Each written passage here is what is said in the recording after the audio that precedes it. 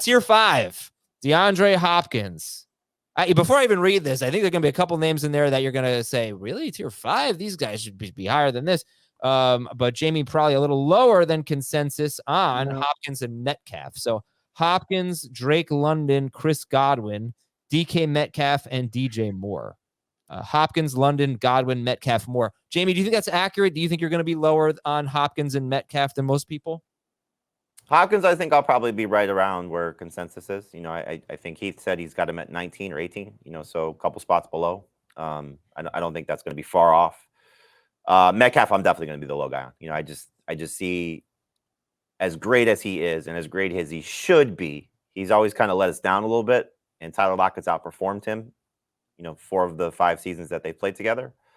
And now you have this just ultra breakout caliber rookie wide receiver that they're throwing into the mix. I don't think he's better than Metcalf, but they've never had a third receiver like this who could, in some cases, surprise us and be the best receiver there for Seattle. So there's just a lot of potential flaws for Metcalf. I love that he led, receivers in red zone targets last year, and so hopefully those get converted to a few more touchdowns. But there's just a lot of mouths to feed in the Seattle offense, and certainly in the Seattle passing game. So I don't have a problem being the low guy, Metcalf. But like I said, I was thrilled to get him as my number 1 receiver in this draft yesterday, but it was around 5. I just don't think he's going to fall around 5 in most drafts. But ideally, tier 5 for Jamie is a number 2 receiver on your roster. Like Jamie said, he went with 3 running backs and a tight end with his first 4 picks, just to sort of experiment. But Hopkins, London, Godwin, Metcalf, DJ Moore. Dan, do you see anything more than number 2 receivers here from this group?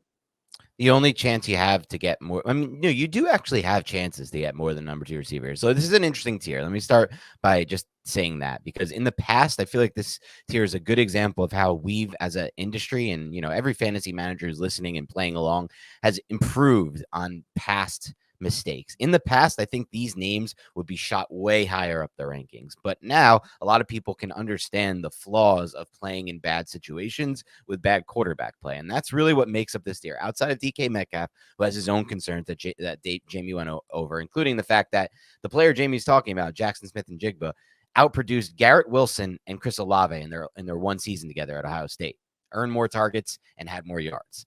And the slot is the easiest place to get targets. So I am definitely concerned because of it. The rest of these guys are all guys who could be number 1s potentially on their roster, but just have seriously bad quarterback play or situation concerns. DJ Moore, everything I read, and from Dave was at camp there, Bears camp, and Dave was saying, like, this offense is just going to go straight through DJ Moore, which is great in theory. But then you get to the games, and Justin Fields can't keep the passing game on rhythm, and there's not them. And despite the fact that he's looking for more every play, it's not happening. Same thing could happen with Godwin. Same thing could happen with Drake London. Everyone talks about, oh my God, Mariota was so. Have you seen his off-target throw percentage? Well, have you seen Desmond Ritter's? Because it wasn't much better last year either. And then you go on to DeAndre Hopkins, and that situation I think is a little bit better in my mind, just because I am a believer in Ryan Tannehill as a thrower of the football versus the rest of this crew, basically, with the exception of Geno Smith.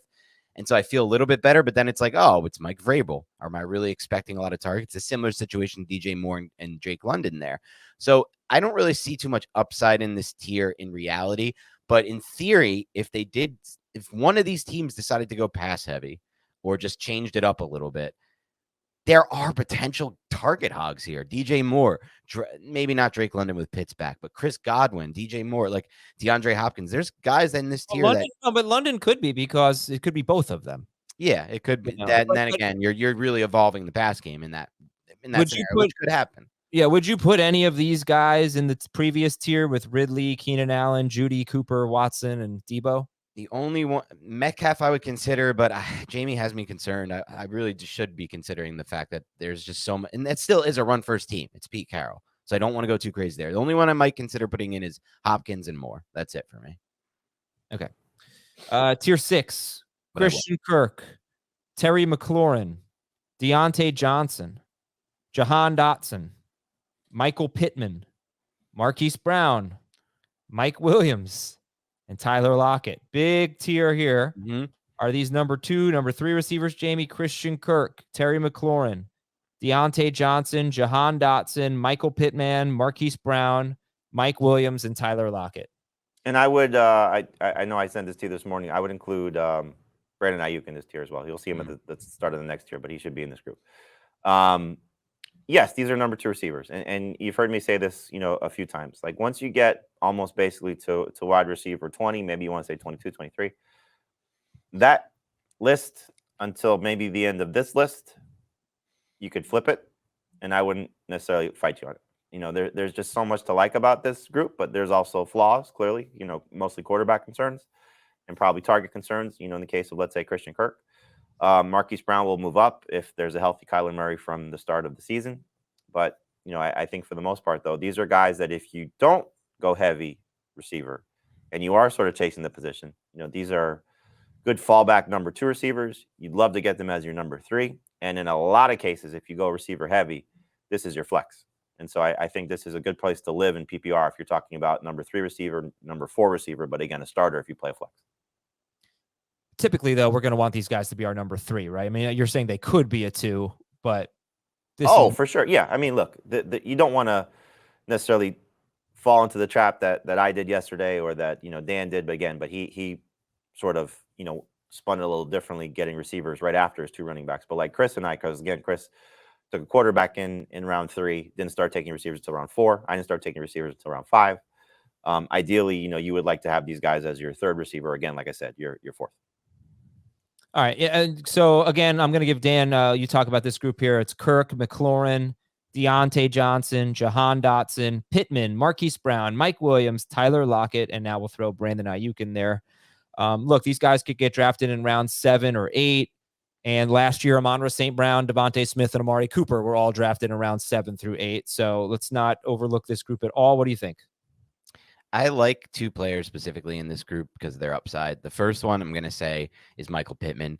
So with Pittman, it's a gamble. Let's be honest. But if that passing game takes off in ways we're not expecting it to, and we're not so sure that won't happen, like Shane Steichen did a really good job developing Jalen Hurts, and I don't want to give him all the credit for it, but played a role in doing really good job in developing Jalen Hurts into a much better passer than he was at any point in his career by a considerable margin. And you can even see it on the film when you watch Hurts. He's throwing with anticipation more than I had seen him at any point in his college days or in his early NFL career.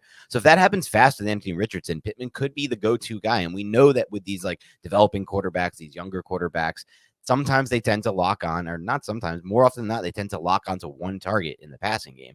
And so I see upside for Pittman based on that I don't see with some of these other players here. So he would be the one I kind of feel best about. And the other one that I'm drafting a lot of, and it's maybe not as much of an upside play, but I just think he's misproperly valued this year, is Terry McLaurin. I don't really agree with him being in this group. And I know this is across the fantasy industry. This is not just Jamie's tiers. A lot of people just in the industry were getting McLaurin very late. And I understand the concerns, the quarterback situation, the fact that we really like Jahan Dotson, but he's still Terry McLaurin, and he's still one of the best separators, in my opinion, against man coverage in the entire NFL, in a top 10 group there. And that gets you targets. You earn targets when you separate from man coverage on a consistent basis, which he's done his entire NFL career to a high degree. And so I just feel like he's going to earn targets again. There's not really a ceiling there, obviously, with Sam Howell and Jahan Dotson, in the mix there. But I think you're getting good value and good floor play there. The best that McLaurin, I don't draft. I actually haven't found myself drafting this group a lot.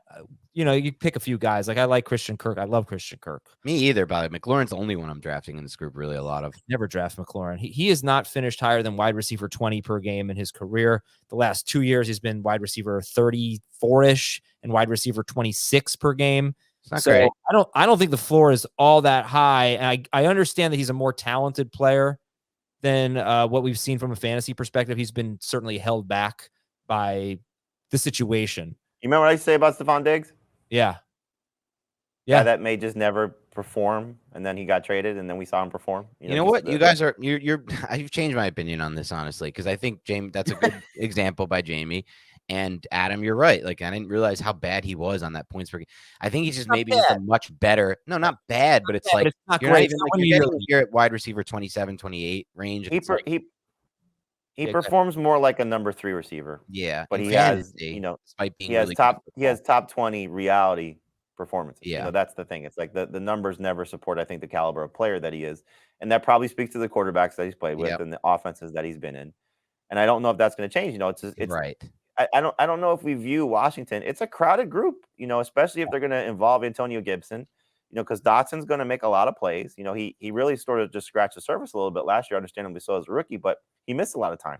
And so if he plays a full season and the touchdowns sort of get spread out a little bit, but the other raw numbers come up, just in terms of his catches and his yards, Curtis Samuel's not going away. Exactly. They're going to use their tight ends, and that's part of it. It's like they have a pretty big group, and now you have a young quarterback that they're asking, to sort of support all these guys, and it's a guy that's going to run more than we probably anticipate, Right. or at least if you haven't been following it. He was an 800-yard rusher. I know we've talked about this a lot on our show, but Sam Howell ran for 800 yards in North Carolina. So he may take off a little bit more. So I believe me, I struggle with Terry McLaurin and Jahan Dotson. I think the upside for both of them is there. Collectively, however, I think they just bring each other down. Yeah. I think Jamie has them in the same tier, but they're not really being drafted that way. So it just makes so much more sense to wait 3 rounds basically to draft Jahan Dotson if you want a piece of that passing game. And I guess, Jamie, if I look at your tiers, the reason maybe why I said I don't draft tier 6 much, which is what we just talked about, I actually think I maybe like some of the guys in tier 7 better than tier 6. I certainly don't mean that as a criticism. I mean, nobody's going to have all these guys ranked differently. But to me, maybe there's not a huge difference because tier 7 is Mike Evans, Jordan Addison, George Pickens, and Gabe Davis. These guys are number 2 receivers on their respective teams. For Addison and Davis, you could be talking about teams that are top 5 in passing yards this year. But it's Evans, Addison, Pickens, and Gabe Davis. Why are they a tier lower than the guys we talked about? Kirk McLaurin, Deontay, Jahan Dotson, Pittman, Marquise Brown, Mike Williams, Tyler Lockett, Brandon Ayuk. Again, when we start to lump these guys together, did you want a 20 tier, a 20 group tier? Because I could have done that to you. And I'm not saying this to be critical. I'm just saying like that's how I feel about these guys. They're if I was doing projections, they'd be decimal points apart from each other. They're that close. And again, they have their flaws, they have their upside. Evans, if we get a surprise season from Baker Mayfield, he's gonna be one of the best values that we saw. Gabe Davis, I was just reading a story in The Athletic. They did I think it's a 10-part series from Joe Buscaglia, who does a great job covering the Bills, breaking down all their position groups, and that this is a huge year for Gabe Davis. And I feel like he's going to be one of my favorite draft targets because he's in a contract year. He's one of these guys, 25 years old, with speed. If he hits the market, I mean, you saw what Marquez Valdez-Scantling got paid.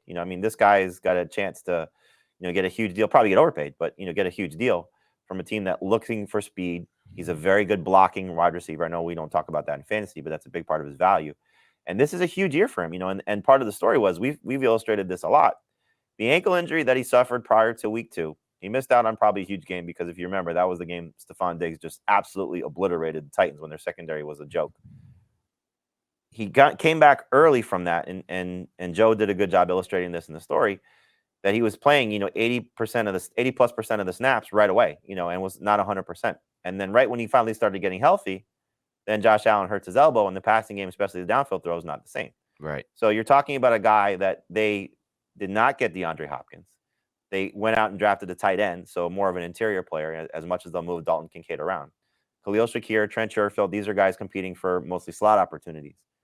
It's Stephon Diggs and Gabe Davis. And as much as you want to say they'll run the ball more, as much as you want to say that, Kincaid's going to make plays, he should have the year that we were hoping for last year if he stays healthy and Allen stays healthy. And so, I'm with you. This is a great group to target. It's a great group, again, if you're looking to get a flex wide receiver. These are the type of guys you're looking at. So, yeah, I love this group as well.